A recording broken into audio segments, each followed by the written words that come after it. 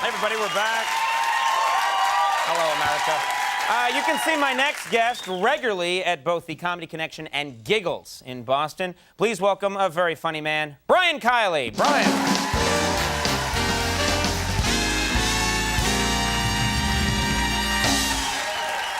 Well, thanks. Thanks very much. This is a very big week for me. Our little baby turned 1 year old this week. Thanks. Thanks. You know, I don't know whether you guys are parents, but it had to be the happiest moment of my life when we got those tests back proving he was mine. What a thrill, you know. And it's an exciting time. He just started talking, mostly in Ebonics, which is even more exciting, you know. My wife and I were trying to have a baby. We had a system where every day I would take her temperature, and every time it was 99 or above, then we would make love.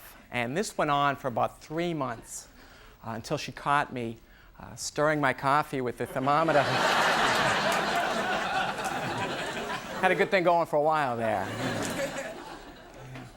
Friends of ours had a baby recently, and what was interesting was that the ultrasound was wrong. They were told they were having a girl, and they had a little boy. So can you imagine after spending all that money on girl clothes and designing a room for a girl, to have to pay for a sex change on top of it? Oh, forget it. Yeah. Thanks. I think it's hard being a parent now because kids are very sophisticated now. You know, I asked my 4-year-old nephew what he wants to be when he grows up, and he said the plaintiff in a multi-million-dollar lawsuit. That's what I want to be. You know.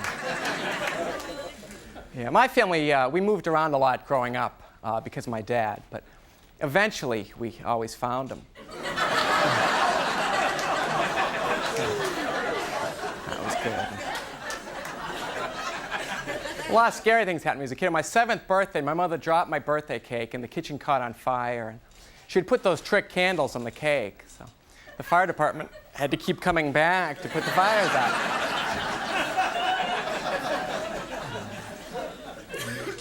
We used to play Army when we were little. We'd invite the girls from the neighborhood over, and then we'd sexually harass them. So,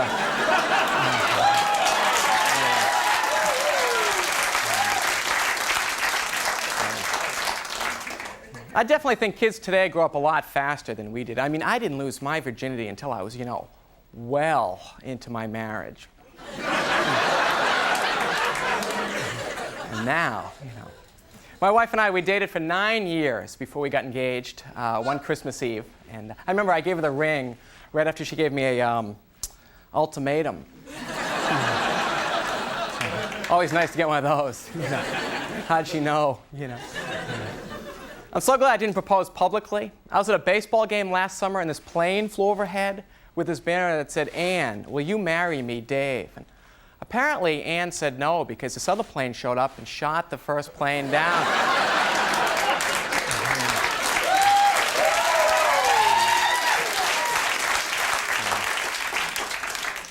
My wife and I get along well, which I'm appreciative of. We've only had one really big fight the whole time we've been married, about 2 weeks ago. We went to a bar, and apparently I had too much to drink because I asked her for her phone number. Yeah, well, at least I was interested. You know, it's my argument, so. My wife admitted to me recently that when we first met, she didn't really like me very much. Yeah, but luckily for me, she really wanted to stay in this country.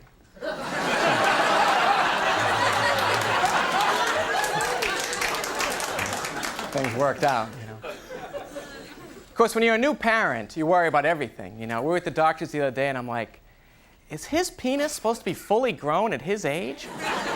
The doctor's like, fully grown? It's a ½ inch big.